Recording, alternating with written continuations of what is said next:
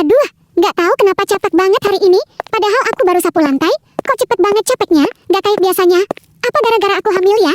Ya udah deh, istirahat dulu. Ke atas.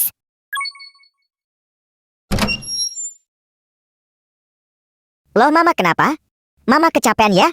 Ya udah Mama istirahat dulu ya. Papa ke bawah dulu ya. Kalau ada apa-apa bilang aja. Terus kalau butuh atau apa juga panggil Papa aja ya. Nanti kalau pekerjaan rumah biar sama Papa aja.